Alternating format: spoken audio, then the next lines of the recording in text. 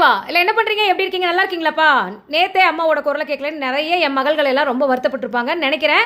அது உண்மையா என்னன்றதை கமெண்ட்டில் சொல்லுங்கள். இன்றைக்கி அம்மா வந்துட்டேன்ப்பா, இனிமேல் கரெக்டாக வீடியோ வந்துடும். நேற்று நான் வீடியோ நான் வராததுக்கு காரணம் உண்மையிலே ரொம்ப ரொம்ப ஸ்ட்ரெஸ்ஸுப்பா. இந்த அஷ்டம சனி சூப்பராக வேலை செய்யுது, செம்மையாக வேலை செய்யுது சிம்ம ராசிக்கு. ரொம்ப ரொம்ப ஸ்ட்ரெஸ்ஃபுல்லாக இருந்தேன், ரொம்ப மன உளைச்சலில் இருந்தேன். அதனால தான் எனக்கு வீடியோ போடுற ஐடியாவே எனக்கு வரல. ரொம்ப கஷ்டப்பட்டேன். ஆனால் அந்த ஸ்ட்ரெஸ்ஸுக்கு எல்லாத்துக்குமே ஒரு ஸ்ட்ரெஸ் ரிலீஃபாக இருக்கிறது என்னோட பொண்ணு தான். இதுக்கு முன்னாடிலாம் வந்து பார்த்தீங்கன்னா, நான் சின்ன வயசாக இருக்கும்போது இப்போ வந்து எனக்கு ஏஜ் ஆகிடுச்சு, ஒரு 40 வயசு ஆகுது.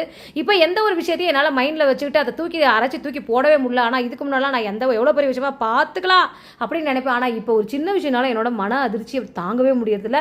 ஆனால் அதுக்கு எல்லாத்துக்குமே ஒரு பூஸ்டராக கிடைச்சது கடவுள் கொடுத்த வரம் வாங்கி பெற்ற என்னுடைய மகள் தான். அந்த மகள் வந்து பார்த்தீங்கன்னா பார்க்கறதுக்கு என்னோட சின்ன குழந்தை, நான் பெற்ற பிள்ளை. ஆனால் இப்போ எனக்கு அம்மாவாக இருக்குது, அவ்வளோதான். ஒரே லைன்லேயே முடிச்சிட்டேன்.